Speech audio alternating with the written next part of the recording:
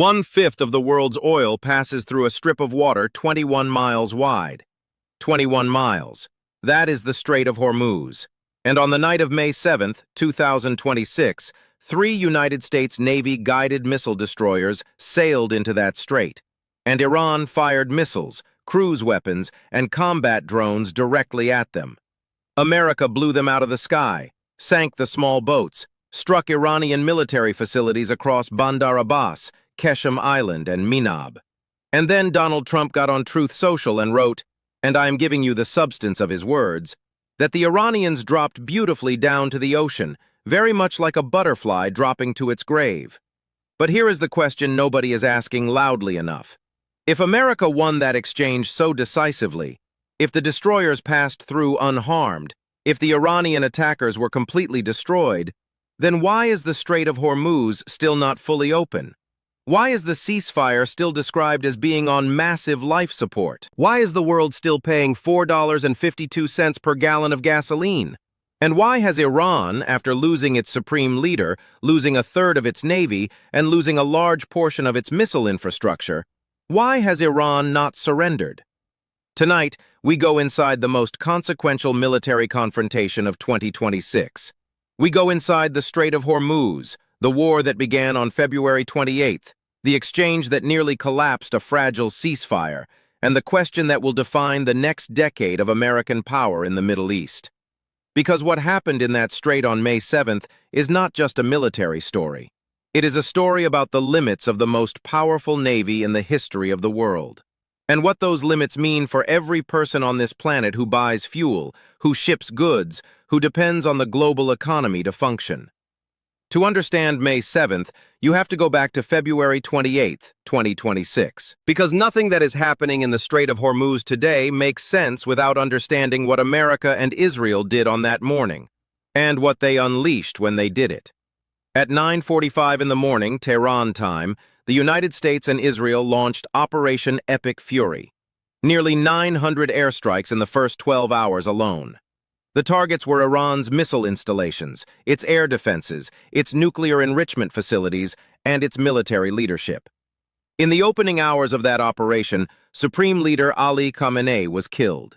The man who had led the Islamic Republic for over 3 decades, the man who had spent his entire career positioning Iran as the primary force of resistance against American power in the Middle East, was gone before the first day of the war was over. Also killed in those opening strikes, the commander of the Islamic Revolutionary Guard Corps, the Iranian defense minister, the chief of staff of Iran's armed forces, and dozens of other senior officials. The United States and Israel had decapitated the Iranian regime in a single morning, and Iran's response was immediate, and it was exactly what every analyst who had studied Iran's military doctrine for the past 20 years had predicted it would be. Iran closed the Strait of Hormuz. The IRGC broadcast warnings on VHF radio to every vessel in the strait. No ship is allowed to pass. And for the first time since the strait became the world's most critical oil choke point, those warnings were backed by an Iranian military that had spent decades preparing for precisely this moment. Underground missile bases buried 400 to 1,500 feet into granite bedrock in the Zagros and Alborz mountain ranges, connected by over 100 kilometers of tunnels, began activating. Iran's Mosquito fleet of small, fast attack boats swarmed the shallow waters of the Persian Gulf. Mines appeared in shipping lanes, and the daily throughput of oil through the strait collapsed from 20 million barrels to 3.8 million barrels per day. The largest oil supply disruption in the history of the global oil market. Brent crude surged 55% in March alone, from $72 to an intraday peak of $128 per barrel, the largest monthly gain in recorded history. Global stock markets convulsed. Shipping routes were rerouted around the Cape of Good Hope, adding weeks and billions in costs to global supply chains. Flights in and out of the Middle East were halted. Fuel shortages appeared in parts of Asia, and American consumers absorbed a $37 billion hit from spiking gasoline and diesel prices, over $284 per household. All of this from 21 miles of water. Now, here is where the story becomes more complicated than the headlines suggest. Because the United States, having launched the most significant military campaign in the Middle East since the 2003 invasion of Iraq, having killed the supreme leader of Iran in the first hours of combat, did not achieve what it intended to achieve. The classified intelligence assessment that emerged from the first weeks of Operation Epic Fury contained a finding that must have stunned the architects of the campaign. The nuclear strikes, despite their precision and scale, set Iran's nuclear program back by less than 6 months. Not years, not permanently, 6 months. Because Iran's most critical nuclear infrastructure was not above ground. It was buried, deep, in mountain ranges designed specifically to survive American bunker busters. And the military damage, while severe, was incomplete. Approximately 50% of Iran's missile launchers remained intact, according to U.S. intelligence assessments from April 2026. The IRGC Navy retained roughly 50% of its pre-war assets. And perhaps most critically, the regime survived. Khamenei's death did not produce the collapse that some in Washington and Tel Aviv had predicted. Succession protocols that had been prepared for decades activated immediately. A new leadership, drawn entirely from the IRGC's hardline core, took control. And according to one scholar who studied the internal dynamics of post-Khamenei Iran, the war did not weaken the Iranian government. It made it more brutal. The people of Iran, he wrote, have lost hope. This is the geopolitical reality that the destroyers sailed into on May 7th. A ceasefire that had been in place since April 8th, brokered by Pakistan after 38 days of major combat, but a ceasefire that both sides had already been violating. A negotiating process in Islamabad that had produced no agreement. An Iran that had countered America's 15-point peace proposal with demands that Trump called totally unacceptable, including Iranian sovereignty over the Strait of Hormuz and compensation for war damages. And a Strait of Hormuz that was technically under ceasefire, but practically still a war zone, with America maintaining a naval blockade of Iranian ports and Iran maintaining effective restrictions on commercial shipping. Into this environment, 3 U.S. Navy guided missile destroyers attempted to transit the strait, and Iran fired. U.S. Central Command confirmed that the Iranian military launched multiple missiles, drones, and small boats at the 3 vessels. American forces intercepted every incoming threat.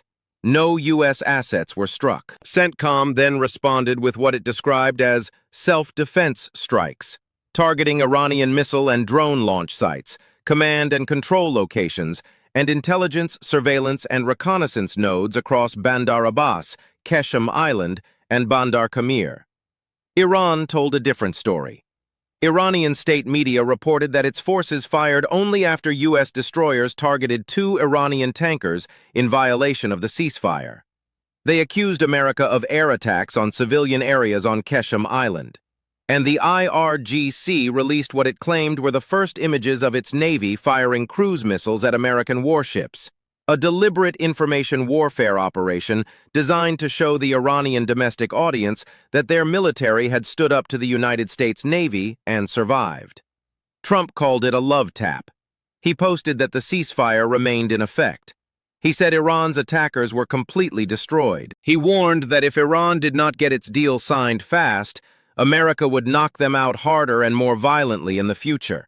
And in the same post, he called Iran's leaders lunatics. But here is the detail that cuts through all of the competing narratives.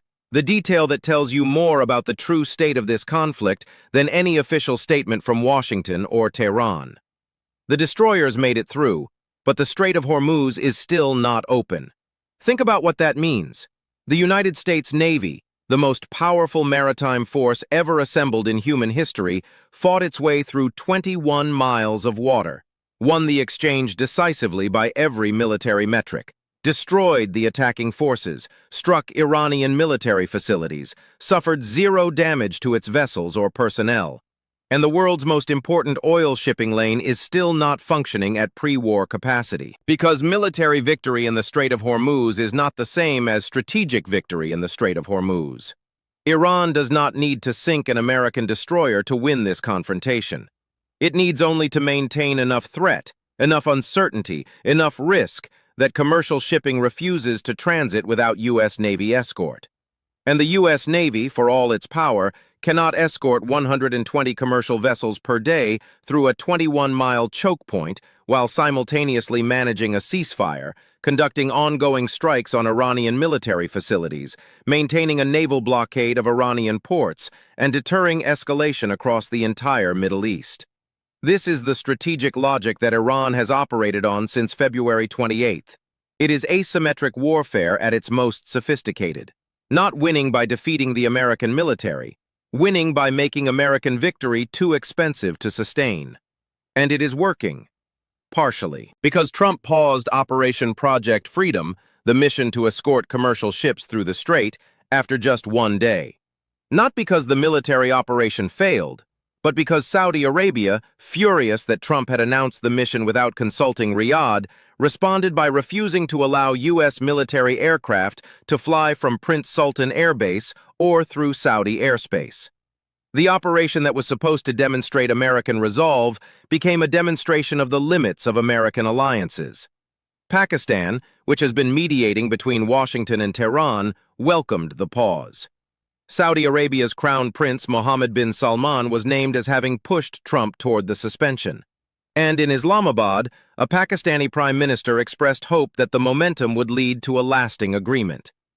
Meanwhile, Iran created a new agency specifically to control shipping in the Strait of Hormuz. Its parliament speaker described any negotiations with the U.S. as unreasonable, while the Israel-Hezbollah conflict continued. Its foreign minister said an agreement was just inches away, but criticized what he called maximalist demands from U.S. negotiators. And its president declared, publicly, defiantly, that Iran would never bow its head before the enemy. This is the environment in which the May 7th exchange took place. And this is why the question of what happens next is so consequential, because there are essentially three scenarios playing out simultaneously, and none of them have a clean resolution. In the first scenario, diplomacy succeeds. The 14-point memorandum of understanding being negotiated between Trump's envoys, Steve Witkoff and Jared Kushner, and Iranian officials produces an agreement. Iran commits to a moratorium on nuclear enrichment. The U.S. lifts sanctions and releases frozen Iranian assets. Both sides lift restrictions around Hormuz transit, and a 30-day period of detailed negotiations begins, aimed at a permanent settlement. This is the scenario that Trump describes when he says the war has a very good chance of ending. It is the scenario that Pakistan and Saudi Arabia are working toward. It is the scenario that global oil markets desperately need. But it requires Iran to accept constraints on its nuclear program that its leadership has publicly called non-negotiable. It requires the U.S. to accept that it did not achieve its original war objectives, the full dismantlement of Iran's ballistic missile capabilities, the complete severing of Iran's support for armed proxies, and the permanent elimination of any path to a nuclear weapon. And it requires both sides to trust an agreement negotiated under the shadow of ongoing military pressure, a blockade, and an active ceasefire that neither side has fully respected. In the second scenario, the ceasefire collapses. Another exchange in the strait, a tanker hit, a destroyer damaged, an Iranian missile that gets through, pushes one side past the threshold that America's top general has described as the restart of major combat operations. Trump, who has already warned that he will knock Iran out harder and more violently, resumes bombing. Iran activates whatever missile infrastructure survived the first campaign. Hormuz closes completely. Oil goes to $150 a barrel. And a region that has already absorbed thousands of deaths and millions of displaced people absorbs another wave of destruction. In the third scenario, perhaps the most dangerous and perhaps the most likely, neither of the first two happens. The ceasefire holds, technically. Exchanges continue, technically below the threshold of war. Negotiations drag on through Pakistan and other mediators, producing no agreement but also no collapse. The strait remains partially open. Oil remains elevated. American consumers keep paying at the pump. The global economy absorbs the disruption, slowly, painfully. And both Washington and Tehran wait, each hoping the other will blink first.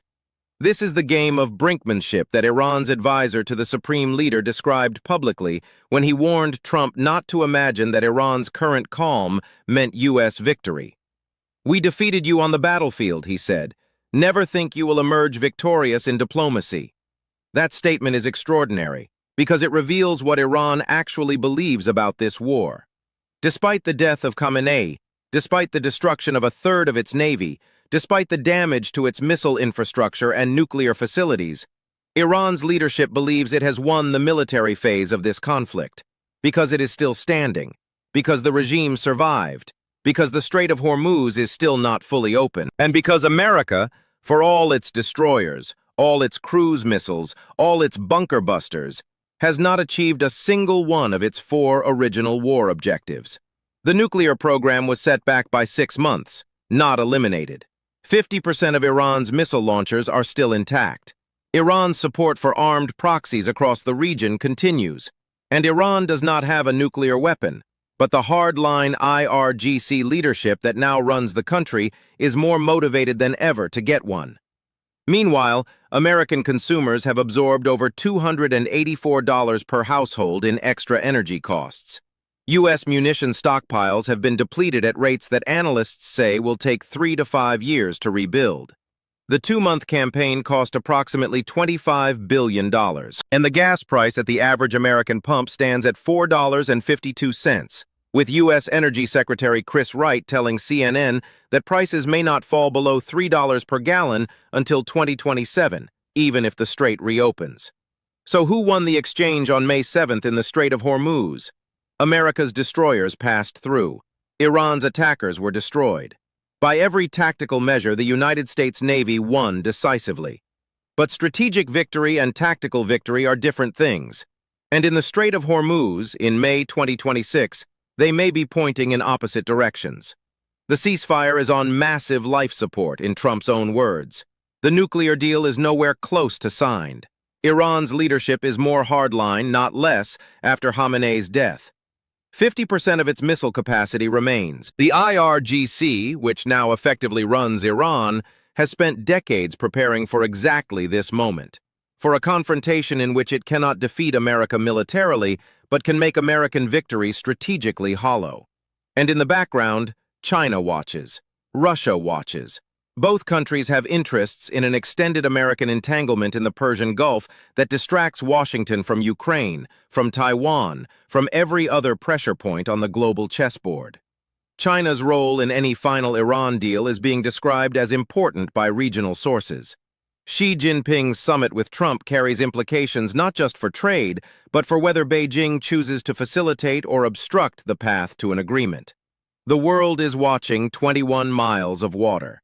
Every barrel of oil that passes through that strait, or doesn't, moves markets, fuels militaries, and shapes the calculations of every government on Earth. 1/5 of global oil supply flows through a choke point that 3 U.S. Navy destroyers just fought their way through, destroying their attackers, emerging unscathed. And it is still not open. That is the most important sentence in this entire story.